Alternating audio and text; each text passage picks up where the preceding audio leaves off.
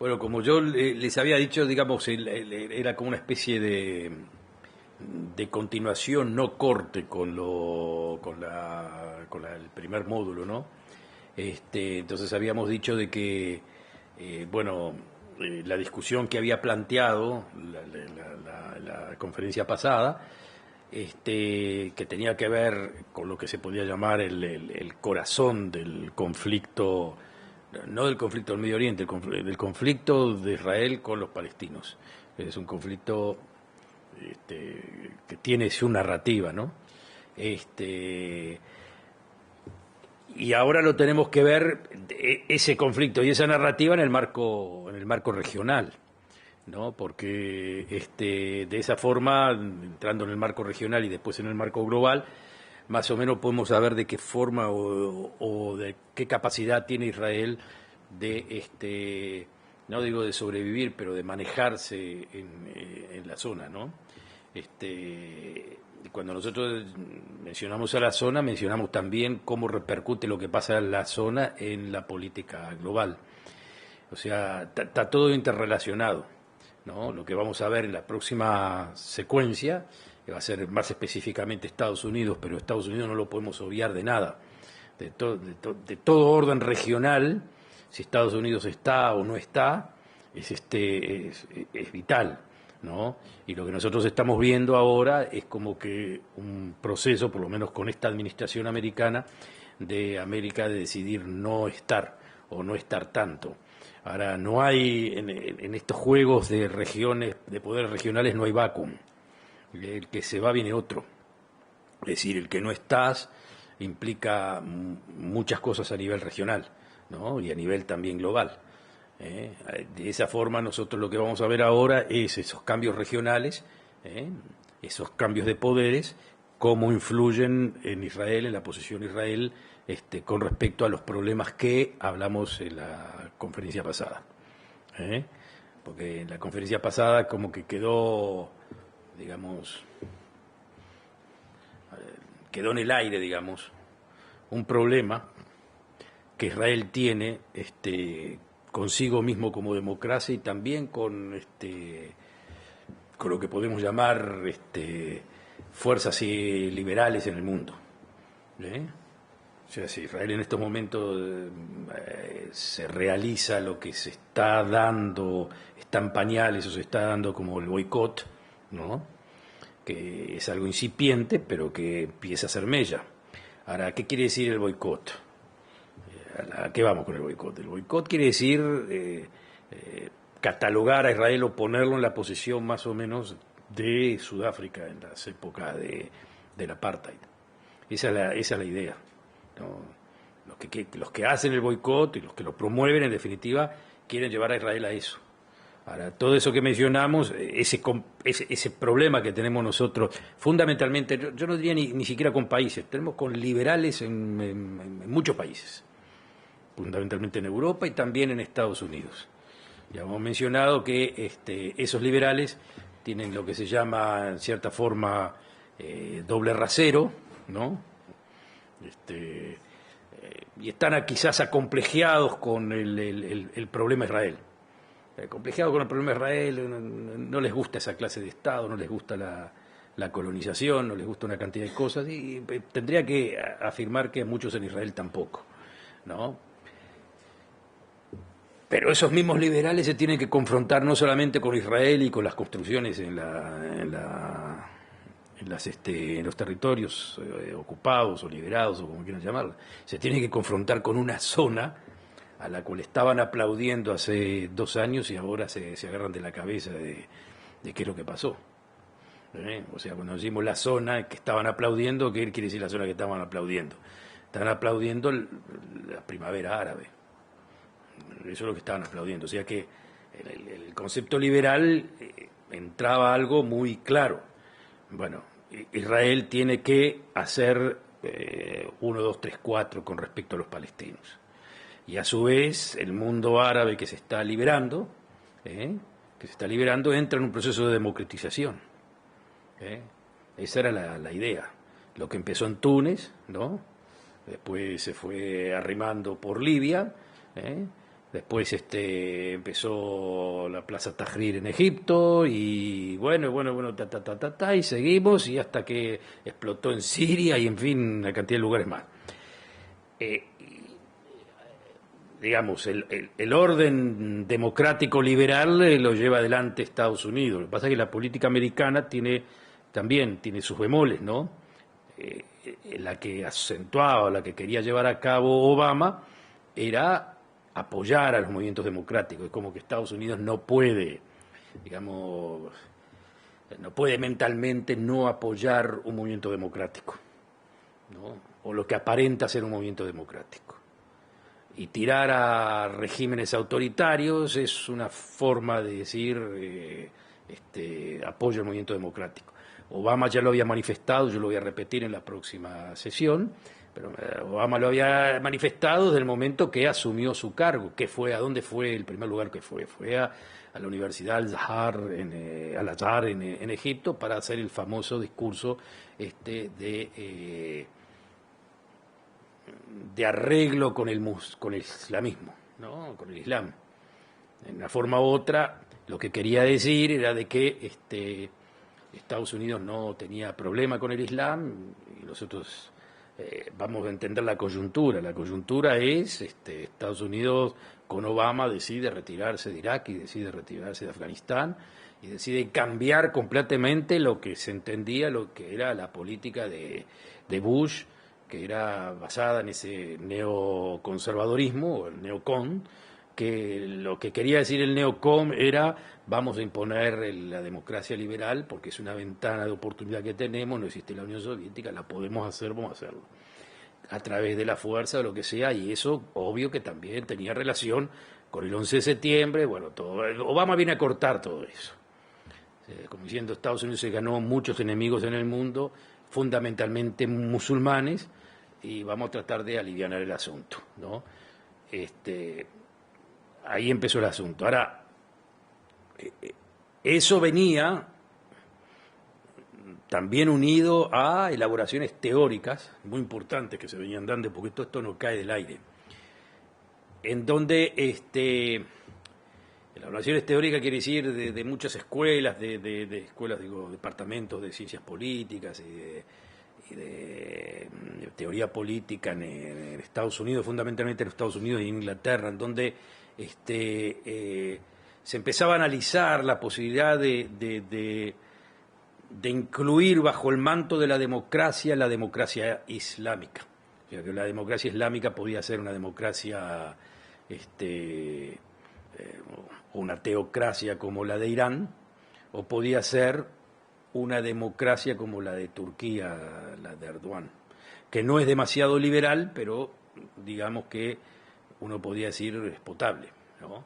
El ejemplo de Turquía era un ejemplo que fue muy importante en el Medio Oriente, en todas estas revoluciones, muy importante, porque básicamente lo que daba a entender Erdogan era de que el Islam y la democracia podían funcionar, que inclusive lo que había antes, que era el control del país a través del ejército y el secularismo autoritario, que era el legajo de Kemal Atatürk, ese era el Estado turco secular, era un Estado secular a lo francés, lo único que a diferencia de Francia, con una población que era básicamente islámica, ¿no?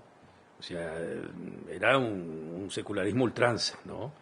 Entonces, claro que bueno, el ejemplo turco, digamos, en donde gana, una rama de los hermanos musulmanes, y a través de Erdogan se puede ver que, bueno, Turquía no cae en un islamismo a lo Irán, y entonces podía entender de que, bueno, es un buen modelo para el resto. Y ese buen modelo para el resto también tenía que ver con, si lo podemos llamar así, lo que lo veían con buenos ojos todos los asuntos eran los hermanos musulmanes en Egipto. Cuando empieza todos estos movimientos de revuelta árabe, ¿no? ya había una discusión, como ya le vengo diciendo, en donde la idea de una democracia liberal occidental daba paso, o sea, se podía hacer, digamos, no es que daba paso, pero se podía decir, bueno, acá no van a haber democracias liberales al estilo occidental, pero una democracia islámica puede ser aceptada. Para no, y de esa forma le estás diciendo a los musulmanes, estamos todos en familia, ya no los voy a atacar, ni una cuestión así, pues hay posibilidad, lo único que pórtense bien. Esa era la idea, ¿no? Repito, dos modelos, la de Irán y la de... Si nosotros recordamos lo que pasó en Irán también al año nomás de que Obama estuvo en el poder, nos damos cuenta que es una teocracia. Ahí se impedía, digamos, las reformas dentro del islamismo chiita, las reformas de Masawi fueron completamente aplastadas por un radicalismo que lo manejaba Ahmadinejad, en fin, y las fuerzas más radicales del conservadurismo Irán.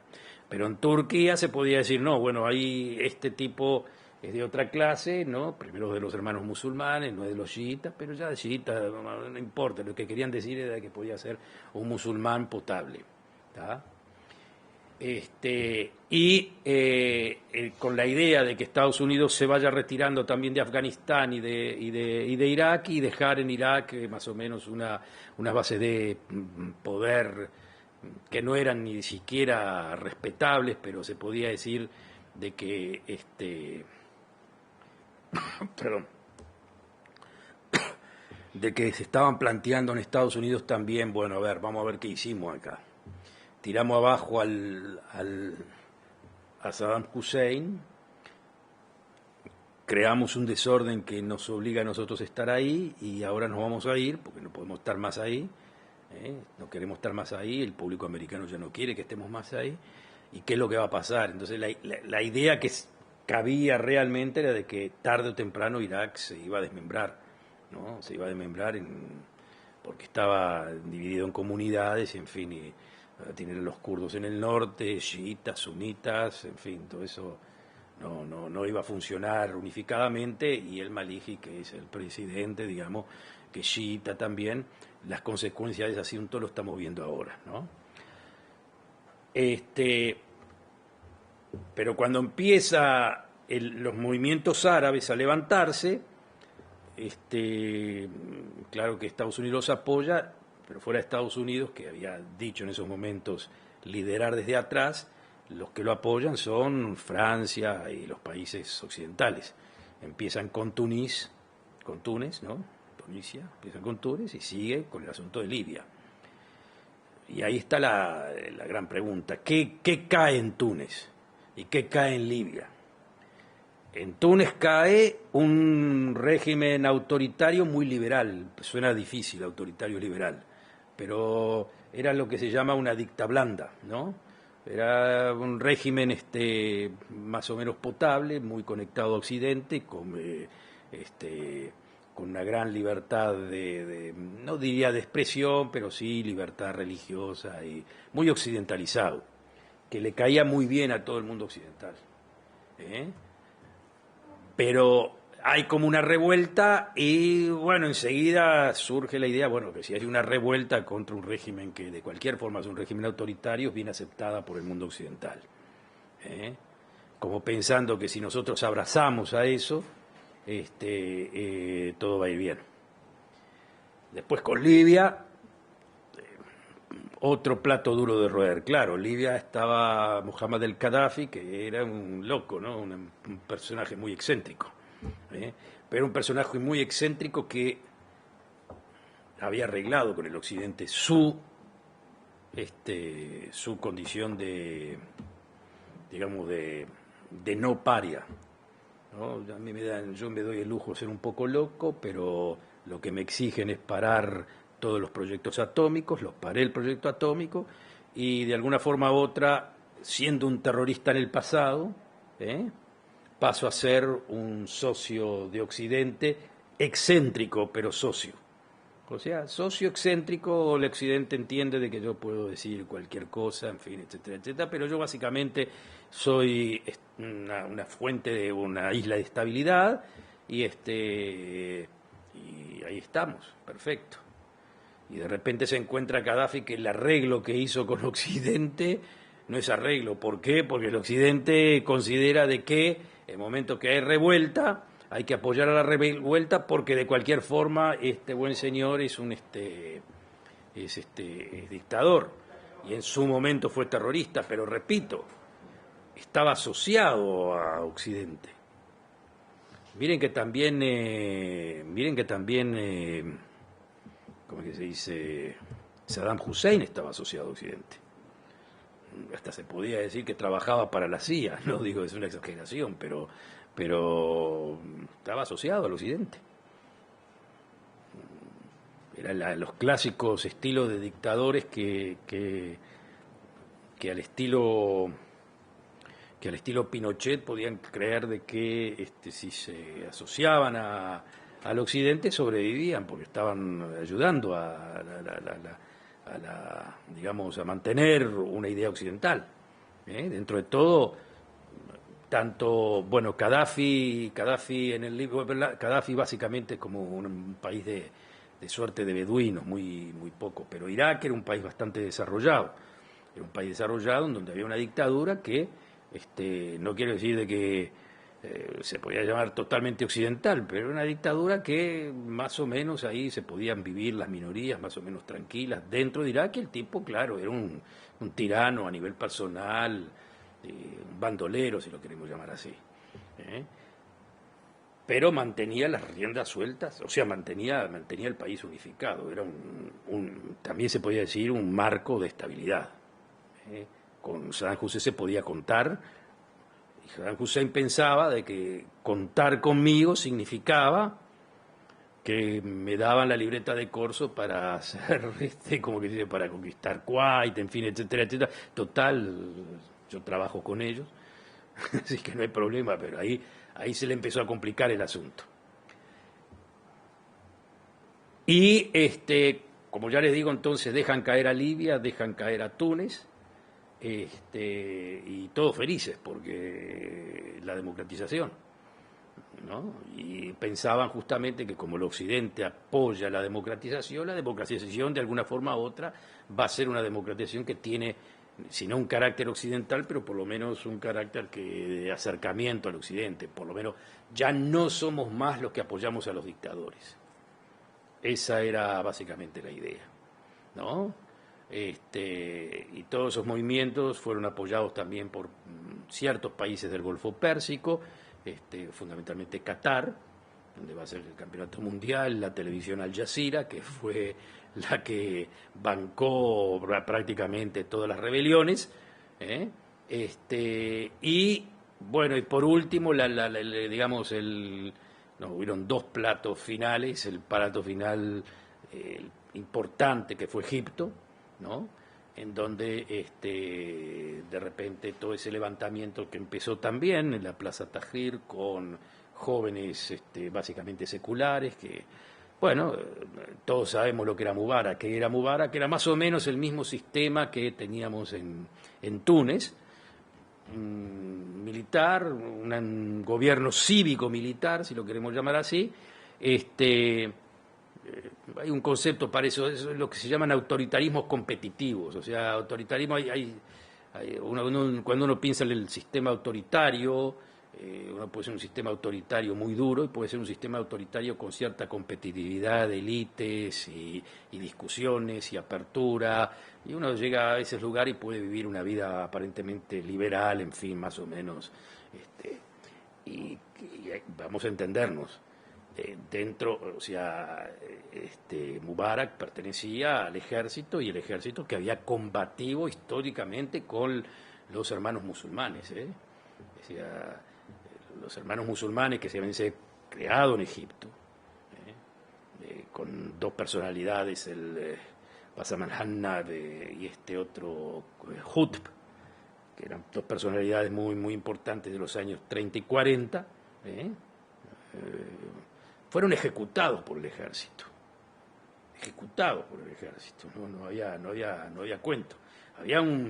Como en Egipto había evidentemente un enfrentamiento en donde el ejército y los seculares no querían ver a los hermanos musulmanes, pero los hermanos musulmanes fueron creciendo, a nivel social y económico. ¿Qué quiere decir a nivel social y económico? Todos estos regímenes autoritarios son autoritarios, hacen proyección económica en lo que puede, roban mucho y aparte de robar mucho no necesariamente llevan el control del Estado a todos lados. Aparte, Egipto es un país bastante difícil de gobernar. Entonces lo que pasaba era que en las zonas en donde no llegaba el Estado, llegaban los hermanos musulmanes. Y con eso iban haciendo un trabajo social y con ese trabajo social iban levantando iban ganando una constituency, lo que se llama, una gente que los apoyaba, hacían trabajo social. Entonces, bueno, pero claro, los dictadores o semidictadores, autoritarios de alguna forma, no consideran o no ven cuando se les viene la marea. ¿Por qué? Porque básicamente Mubarak estaba muy bien con Occidente, estaba muy bien con los Estados Unidos y no podía, se sentía como, a ver, ¿cómo lo puedo decir? Nuevamente, lo mismo que Pinochet. A mí no me pueden tirar porque yo soy un bastión. Y aquí que lo tiran. Y aquí que suben los hermanos musulmanes, o sea, por elección democrática, al final, de alguna forma u otra, sube Mursi, con el aplauso de Turquía, en fin, todo eso, todo lo que quieran, y empieza un proceso un poco diferente del de Turquía. El de Turquía es, como que se dice, paso a paso, muy, muy calculado, y el de Egipto era un proceso de reforma constitucional muy acelerado. O sea, querían llevar a una constitución islámica prácticamente de inmediato, y en eso también se equivocaban porque si bien tenían un 40 y pico % de votantes a favor, que es mucho, pero por lo menos había un 30 o 40% de que los odiaban. Es decir, el Sisi hoy en día también tiene apoyo popular. Los otros también tienen apoyo popular y también tiene apoyo popular, pero lo que quiero decir es de que la sociedad está muy dividida. O sea, está muy dividida. Bueno, nuevamente, cuando empezó todo el asunto, los conceptuales de la democracia dijeron, bueno, ahí está, bueno, es una democracia, ¿qué le vamos a hacer? Cuando empezaron las reformas constitucionales, bueno, son reformas constitucionales que estaban hechas dentro del marco democrático. Muchos críticos decían, bueno, también Hitler hizo reformas constitucionales democráticamente, pero que, claro, anularon a la democracia. La idea de los hermanos musulmanes en Egipto era justamente transformar, no una democracia que no existía, pero profanar lo que podía ser una democracia, ni siquiera aventurarse a lo que consideraban en Occidente una democracia para hacer una democracia islámica y pesada. Inclusive no al estilo de la democracia turca, ¿no? Entonces ahí empezaba la discusión si dentro del Islam, bueno, a ver, tres formas de democracia pueden existir. Una forma, como dijimos la anterior, la Turquía, que eso todo el mundo aplaudía, todo el fenómeno, y una democracia al estilo, o una teocracia, que es el sentido contrario a lo Irán, y quizás un estilo egipcio que podía caer aquí o allá de alguna forma, y había que ayudarla quizás a Murcia que se haga más turco que iraní, ¿no? Esa era la idea, ¿no? Bueno, muchos dicen que gracias a Dios existía este general el Sisi, que no se anduvo con demasiada vuelta, Decía, para no hacer un cuento largo y hacerlo corto, prácticamente, bueno, no tengo que decir, hizo un golpe de Estado. Claro que hizo un golpe de Estado contra demócratas que no eran tan demócratas, pero de cualquier forma él tampoco es un gran demócrata. Cuenta con apoyo popular. El apoyo popular que tiene, o los que lo apoyan, que no son la inmensa mayoría, pero un apoyo popular de 40, 50% quizás, respetable, son a muerte con él. ¿Qué quiere decir a muerte con él? No quieren ni ver a los hermanos musulmanes, no los quieren ni ver. Entonces, lo que hizo el Sisi tiene mucho que ver con lo que la política americana también en la región, cuando los americanos empezaron a titubear y que sí, pero usted no es democrático, ¿no? Le dijo, vayan a hablar democracia a otro lado, ¿no? O sea, usted no entiende nada. Fue a llamar a los rusos y a los chinos, en fin, acá no hay problema. Israel evidentemente no decía una palabra, pero por favor, sí, seguí para adelante, que está todo muy bien. Y al contrario, el Sisi con Israel está muy bien, o sea, por ahora. O sea, hace una política de, primero de todo, es una política represiva contra el Hamas, así, de bocajarra. O sea, ha decretado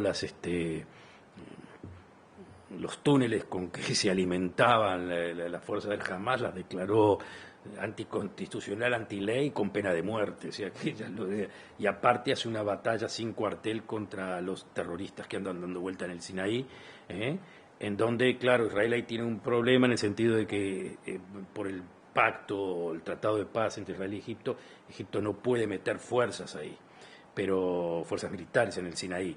Pero para el caso Israel le da la aprobación para que siga metiendo fuerzas porque está haciendo un trabajo muy importante, que es un trabajo de defensa de Israel también, básicamente. Entonces, bueno, pero lo que les quiero decir con esto es de que el Sisi fue el que puso una barrera ahí y claro, los demócratas en el mundo quedaron muy así entre comillas, muy ahí dando vueltas, que no sabían exactamente para dónde agarrar. Inclusive el Sisi es musulmán, por supuesto que es musulmán, pero aparte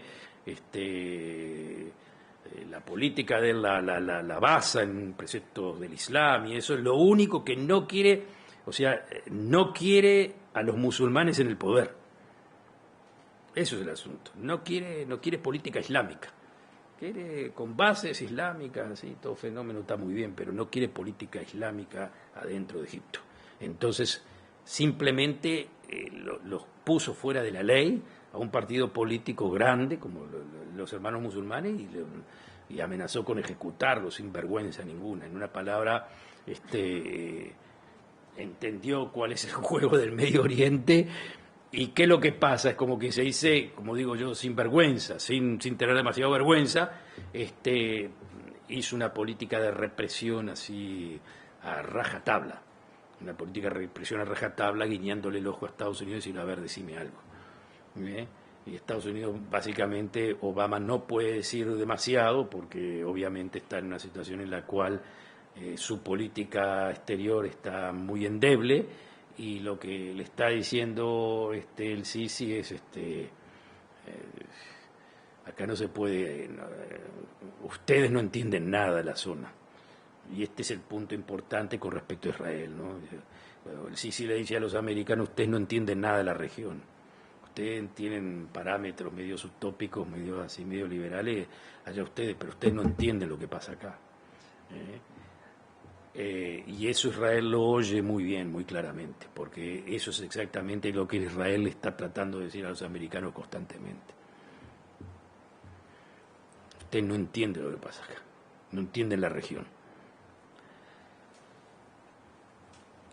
Y para terminarla de reventar empieza esta rebelión en Siria y que hoy en día se confunde con Irak, y ahí tenemos un lío impresionante que no tiene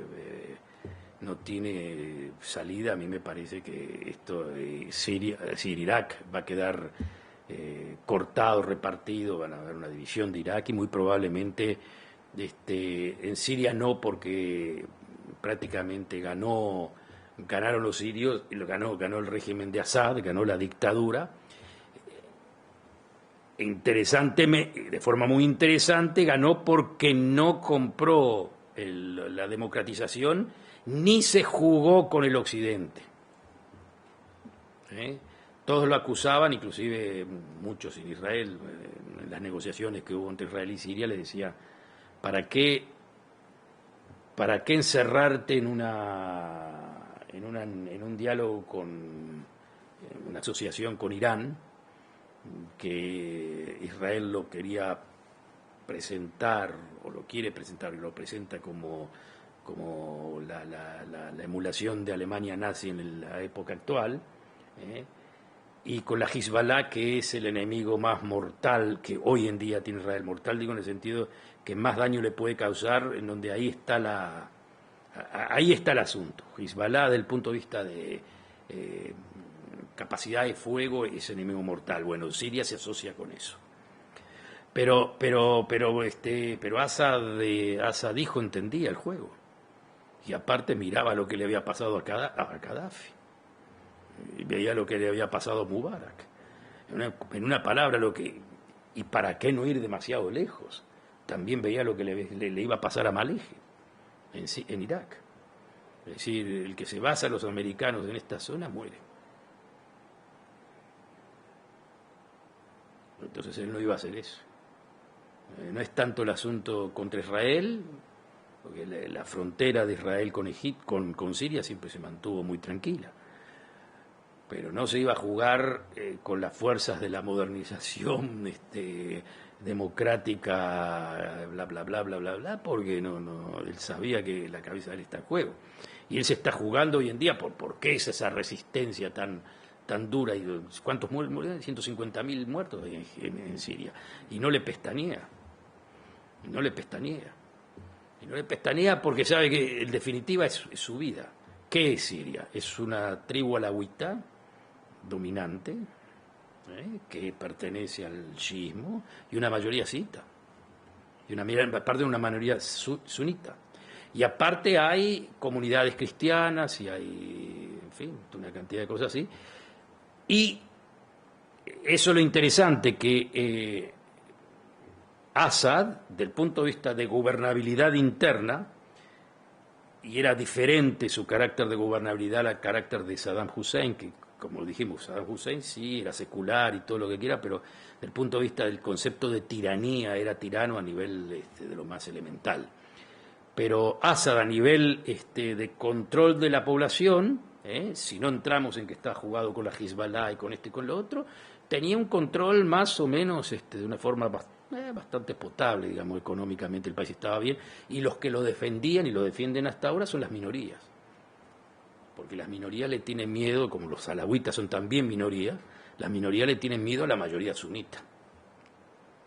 Pero no importa, es una dictadura, y también ahí surgió un movimiento democratizador potable, o sea, de gente también secular, de lo que podíamos decir,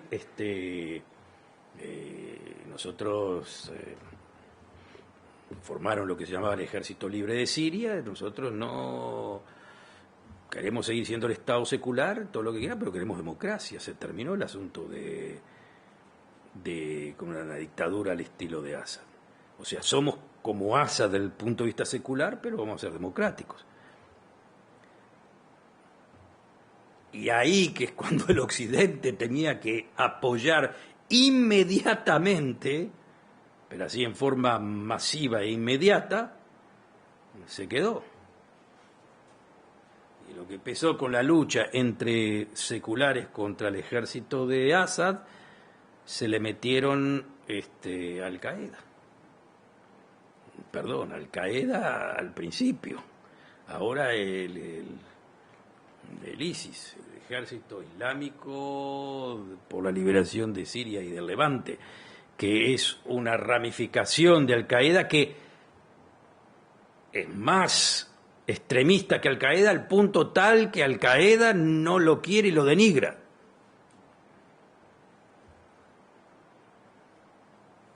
El grupo delegado de Al-Qaeda en la zona es el Musa, que ese sí pertenece a Al-Qaeda. Imagínense, Al-Qaeda, como dice, moderado delante de estos. Y en esta congregación de militantes y terroristas de este grupo que quieren crear el califato en esa zona, y que les está yendo demasiado bien, es un marco de proyección y de llegada de militantes islámicos de todo el mundo, de los Estados Unidos, de Inglaterra, de Francia. Entonces, es un lío total porque en Europa ahora están con un miedo terrible porque son ciudadanos españoles o ciudadanos franceses o ciudadanos americanos o lo que sea, que han ido a combatir en este grupo terrorista, ¿no? Más terrorista que Al-Qaeda, y que en algún momento volverán a Europa, o volverán a Estados Unidos, o volverán, y ya son gente, estamos hablando de casi 10.000 personas que andan dando vuelta para ahí, terroristas en potencia. Yo creo que, digo, esto como que se dice, del esquinado puedo decir de que me parece a mí de que Europa no los va a dejar entrar de vuelta, ni los Estados Unidos tampoco. O sea, esta gente está toda sellada, está toda registrada, ¿no? Les van a hacer la vida de locos, pero no me parece que los dejen entrar, no me parece que los dejen entrar. Pero ahí están, ¿no?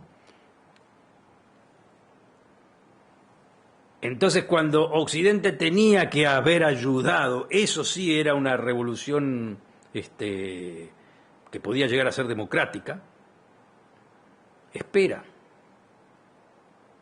Y cuando espera se juntan todos los demás, y cuando se juntan todos los demás, ahí sí te ves en la disyuntiva, ¿qué hago? ¿Tiro a Assad para traer a Al-Qaeda o a los peores que Al-Qaeda o qué? Y eso Assad lo identificó claramente. Identificó el juego. Entonces entendió, bueno, acá Siria, es decir, con la ayuda de Irán, que fue incondicional, Irán y Hezbollah, derrotaron prácticamente a la resistencia. Y siempre con el título de que estamos luchando contra terroristas. Se dio el lujo inclusive Assad de hacer una elección ficticia y ganar por el 98%, así, ¿no? Pero eso es como cuando ya... ¿Por qué lo hace? Porque ya se tiene seguridad, porque entiende de que el Occidente no puede hacer nada ahí, y que Rusia no parpadea, ni Irán parpadea, ni los otros parpadean, y como que se dice, él mira al Occidente con cara digamos, de pobrecitos, estos tipos no entienden nada. Es decir, cuando tenían que haber hecho no lo hicieron, después no lo van a hacer, así que me encargo yo y no le importa nada, mató a 150.000, puede ser que sea mucho más, ¿no? Y cuando empecé con con los liberales en contra de Israel, les hago recordar que los mismos liberales que están mirando a Israel tienen que mirar a 15 kilómetros norte para cuando hagan críticas a Israel poder entender de que hay comparaciones, ¿no? Y que a Israel lo pueden criticar, pero cuando tienen a 150.000 muertos de ese lado, más vale que se dediquen a otra cosa, ¿eh? Y acá los últimos días en que también vemos que el régimen más o menos potable y estable que existía en Irak está cayendo en forma, pero así precipitosa, que nadie entiende cómo el propio ejército que Estados Unidos pagó millones y millones de dólares para adiestrar, entrega las armas ante ni siquiera muchos combatientes, 1.000, 2.000, 3.000, una cosa de locos, ¿eh? Y el que observa un poquito el mapa se da cuenta que los que aprovechan este asunto son otro grupo muy interesante que anda dando vueltas por ahí, que son los kurdos en el norte, porque el régimen, definitivamente los chiitas, tienen que pedirle ayuda a los kurdos. Y los kurdos lo primero que hacen es agarrar a la zona petrolera que tiene la de Kirkuk, que aparte les viene de perillas, porque la única zona desarrollada interesantemente dentro de Irak es la zona kurda, donde tienen autonomía. Ahora, piensen ustedes, si esos kurdos con autonomía, con la ciudad portuaria, con el petróleo, con lo que sea, se desarrollan y es la zona más fuerte dentro de un Irak destruido, imagínense cómo lo está mirando desde arriba Erdogan de Turquía, se vuelve loco.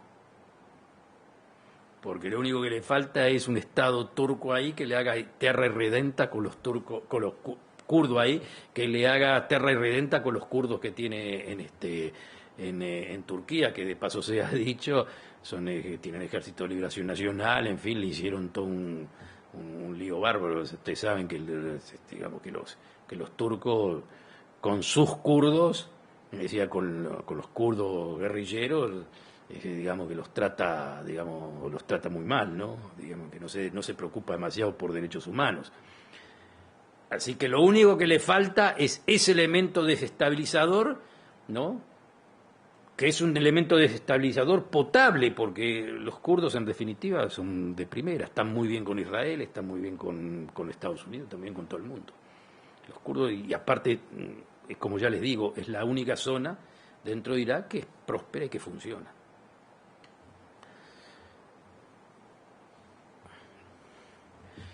Y ante ese, y no menciono a Irán, que vamos a llegar a esa otra parte después, y ante ese panorama, ¿no?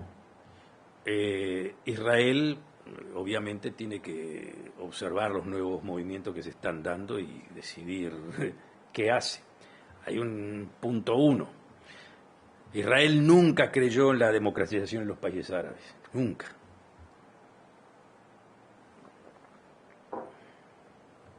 No creo que tampoco la quiera, eso es otro asunto. Yo lo que puedo decir es que Israel, toda esta situación no le viene nada mal, digamos. ¿Qué quiere decir no le viene nada mal? Desde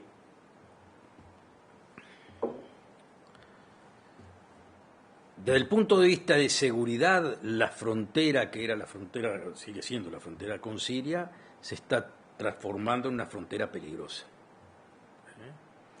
Hay una frontera peligrosa en el Líbano. En el Líbano está la Hezbollah bien estacionada, todo fenómeno, muy bien, una cantidad de poder de fuego impresionante, pero con la Hezbollah se había logrado hasta el momento un status quo que producto de la guerra del 2006, en donde las dos partes, pero fundamentalmente la parte Hezbollah, entendió de que no iba a haber una nueva confrontación con Israel. Va a haber, pero la nueva confrontación con Israel tiene que ser después que Irán logre el poder atómico y cuando sea una decisión estratégica grande, que no hay más confrontaciones chicas con Israel. Pongan atención que Israel le viene hostigando a la Hezbollah en forma constante. Cada rato les bajan un camión que lleva municiones de Siria al Líbano, de aquí, de allá, les mata a militantes, está Israel, y generalmente no responden. Creo que quieren responder, de una especulación, quieren responder con terrorismo fuera de Israel, fuera, digamos, o en Europa, o en Latinoamérica, o cosas así. Me parece que esa es la opción que quieren buscar, pero tampoco están demasiado seguros con lo que, porque otra vez lo de AMIA no sé si les cuadra, pero básicamente no quieren ir en estos momentos frontline contra Israel, ¿no? Esa es la parte, paradójicamente, la parte que era más complicada, que era la del Líbano, la tenés bastante controlada, pero ahora se está viniendo la guerra cerca de la frontera del Golán, entre las facciones en Siria, ¿no? O sea, yihadistas contra chiitas y chiitas contra yihadistas, y mientras tanto Israel hace algo que es muy importante y que sale poco en las noticias, que tiene un servicio de hospitalización de damnificados y de heridos sirios que llegan constantemente a Israel. ¿No? Llegan constantemente a Israel. Por ejemplo, si acá hay campaña para recibir niños sirios, en fin. Bueno, Israel tiene ya por lo menos 11.000, 12.000 sirios que entran y salen en servicios ¿cómo que se dice?, de medicina, en fin, etcétera, etcétera. Está ayudando muchísimo. Esa es la parte bien. Y la segunda parte es la de fortificación en la zona en donde queda sumamente claro que con esas características de la región y la parte norte, bueno, toda la parte que podía decir, bueno, negociaciones sobre la meseta del Golán son inconcebibles, jamás la van a hacer. Es decir, como dice, con esta bronca que hay en Siria ganamos otros 40 años de no negociación en el Golán, es decir, si ya está el Golán 45 años, otros 45 años son 80, en fin, eso no se negocia más. No es que antes lo esperaban negociar, pero supónganse que el Occidente hubiese apoyado al ejército libre de Siria, que eran seculares y gente bien, y muy amigos de Israel en el sentido de que intentaron tomar contacto con Israel, como diciendo, miren que con nosotros no hay problema, en fin, todo. Ahora imagínense que ellos hubiesen ganado y que hubiesen estabilizado ellos Siria, y que después hubiesen venido a Israel en tono de amistad, como diciendo, bueno, somos amigos, estos fenómenos, ahora no se hagan problema con nosotros, con el Golán lo podemos. Israel no quiere entregar el Golán ni a amigos, ni a enemigos, ni a nadie. Es decir, hubiese sido mucho más complicado, pero con la situación de tensión, la tesis israelí, por ejemplo, con respecto al Golán, queda clarísima. El problema que tiene Israel aquí es de que su enemigo mortal aparentemente no es la yihad. La yihad islámica, los superterroristas, que obviamente odian a Israel, pero el target de ellos no es Israel, el target de ellos es Europa, es Estados Unidos. Es más, el target de ellos, las metas de ellos son chiitas, son seculares. No es que no se meten con Israel, pero no es negocio de ellos Israel. Pero para los que sí los que sí quieren, tocar a Israel, son los chiitas, eso sí. Eso sí quieren. O sea, el axis ese, ¿no? Entre Irán, Hezbollah y Siria de Assad. Eso sí, ¿qué era lo que están armando ellos? O trataban de armar. Y si gana Siria de Assad esta batalla, queda armado eso prácticamente, perdón. Es Irán, negociación con Occidente sobre poder atómico. Hezbollah armado hasta los dientes. Y Siria, que si sale bien de este asunto, bueno, perdió sus armas químicas hasta por ahí nomás, pero quedó bastante bien parado. Digamos que de alguna forma u otra, con la ayuda, el backing, lo que se dice, sin meterse demasiado, de Rusia y de China, más o menos, o sea, China no se mete, pero tampoco les dice que no, digamos, pero de Rusia está la coalición armada. Eso es un hueso duro de roer para Israel. No porque vayan a hacer guerra, sino porque son un poder que está contrabalanceando el poder de Israel como controlador de la región. Y tienen dos tesis. Una, no solamente estamos contra Israel, sino que combatimos el terrorismo. El terrorismo de la yihad y de todos esos tipos. En definitiva, fíjense cómo funciona Irán en este sentido. Irán hizo un cambio virtual importantísimo, de fachada. En vez de poner la fachada de Ahmadinejad, que era chocante, puso la nueva fachada, que es una fachada de diálogo con el Occidente. Y prácticamente logró ponerse en una posición de diálogo bastante interesante. No son menos anti-Israel que el otro, son lo mismo. Pero saben jugar el partido. Y aquí de un problema acá que eso fue a mí me parece que ese es básicamente uno de los errores de la política exterior israelí, ¿no? Que fue la de, claro, jugar a las dos puntas.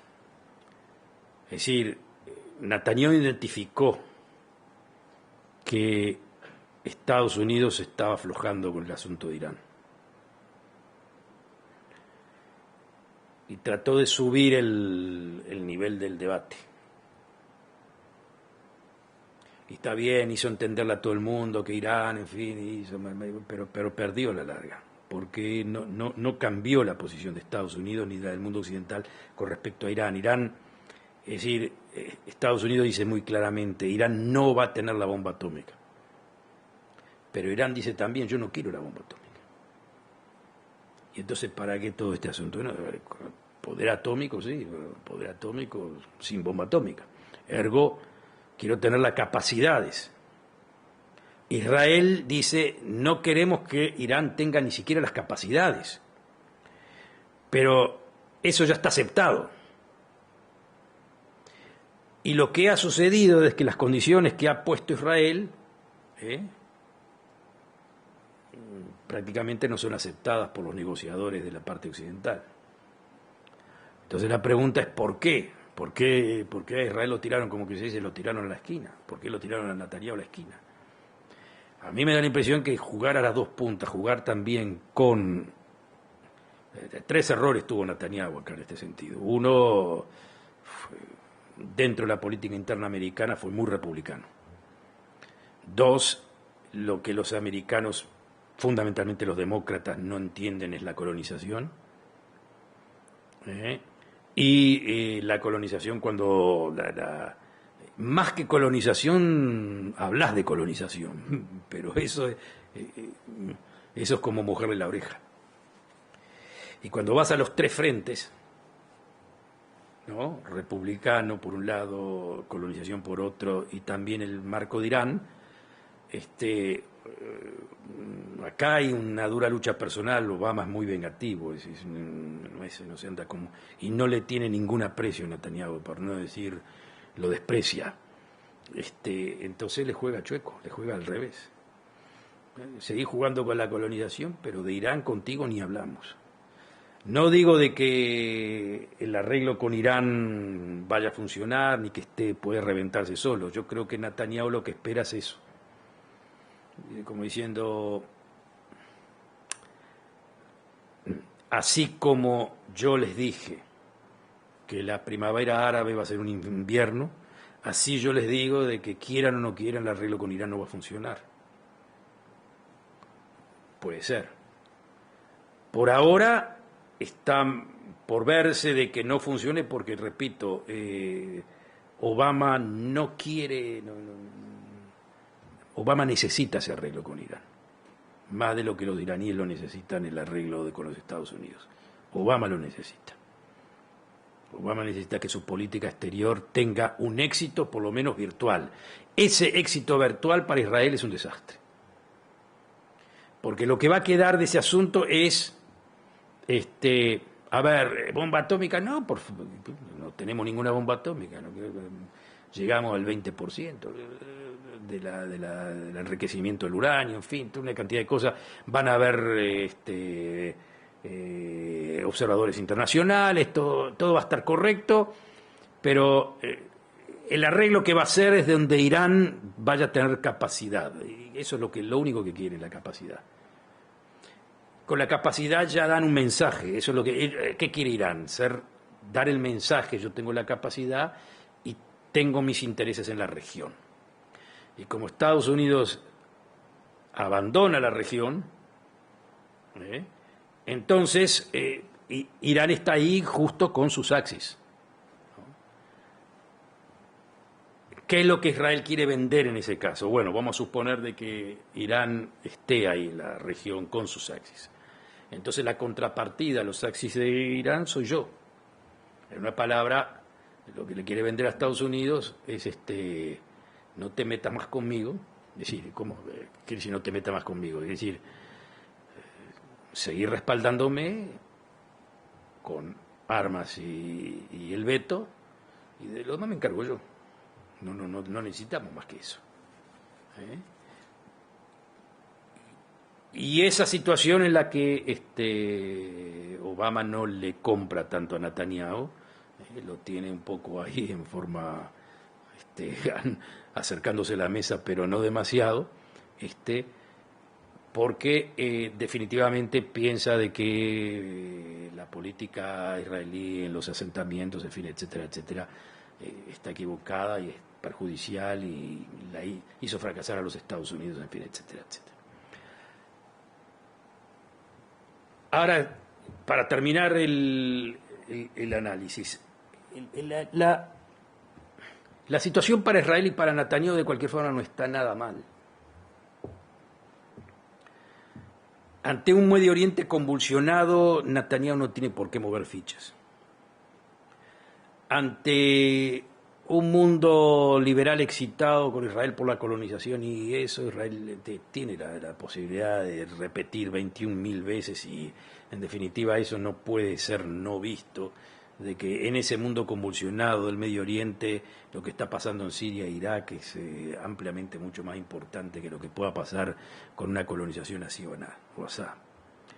Y si no es suficiente con Irán y con Irak, tienen a Ucrania por ahí al lado que también es otro dolor de cabeza que que por ahí de repente estamos hablando del Medio Oriente como explosivo, de repente explota todo por allá. Y en esa situación, que la política de Israel básicamente es ganar tiempo, como diciendo, durante 40 años eludimos toda esta situación, vamos a seguir eludiéndola, ahora más razón para eludirla. Y considerando que con el tiempo, ante ese mundo tan convulsionado ahí al lado, los países occidentales hagan la cuenta justa, que entre este mal o un Israel que nosotros no queremos demasiado, pero frente a lo que tenemos al lado y que no podemos arreglar con nadie nada, entonces mantener a Israel como está y no meterse demasiado por Israel. Y al mismo tiempo Israel trata de operar arreglos regionales con Egipto, con mucho cuidado, seguir manteniendo el nivel de relación con Jordania, y acercándose a los países del Golfo Pérsico, tratando de manipular el temor que tienen los países del Golfo Pérsico, no de los yihadistas, pero sí de Irán. El único problema que tiene Israel con los países del Golfo Pérsico es que son los que lo presionan constantemente para que ataque a Irán. Es decir, si hay alguien que presiona a Israel para que ataque a Irán, son los países del Golfo Pérsico. De Bahrein a Arabia Saudita, todos esos se mueren para que Israel haga el trabajo. Se preguntan constantemente por qué no lo hace. Y obviamente que Israel tiene que explicar que sin el ok de Estados Unidos no lo puede hacer. Y, en fin, en definitiva, lo que hace Israel también es muy sutilmente tratar de explicarle a los socios de Israel o a los posibles socios de Israel por qué la sociedad con Estados Unidos no es algo tan, no es algo tan conveniente. Algo que ellos ya lo entienden bien y que Israel obviamente no es una sociedad que nunca la va a romper. Nunca la va a romper, pero eso es lo que vamos a ver en la próxima cuando veamos qué clase de Estados Unidos se va a encontrar Israel en los próximos años.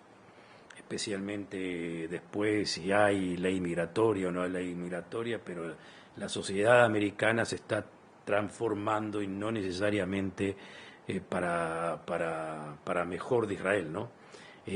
Pero bueno, eso lo vamos a ver en la próxima. En el momento actual, lo que queda es de que una zona así convulsionada como está, le da mucho margen de maniobra a Israel para no hacer pasos que incomoden a la coalición del punto de vista político y que definitivamente Israel, la intención de Israel, de cualquier forma que sea, es mantener el status quo, no romper el status quo. no romper el status quo, ni siquiera, no ir para un lado ni para el otro, mantener la zona como está, calma, en fin, con pocos incidentes y mantenerse como un bastión, digamos, de estabilidad en la zona, que es una zona convulsionada.